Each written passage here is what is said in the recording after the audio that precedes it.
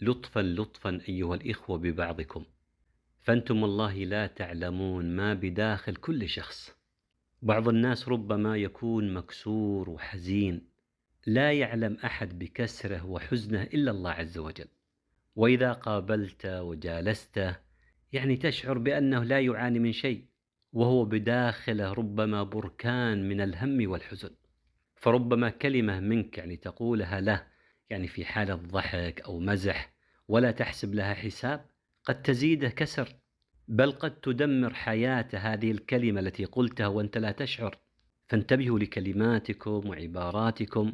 في الحقيقة كثيرة وكبيرة هي المصائب والكوارث يعني التي يرتكبها البعض بحق الآخرين وهم لا يشعرون، نتيجة الاغترار بمظاهر البعض.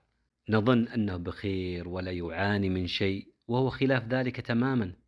كم باسم والحزن يملأ قلبه، والناس تحسب أنه مسرور، وتراه في جبر الخواطر ساعيا، وفؤاده متصدعا مكسور.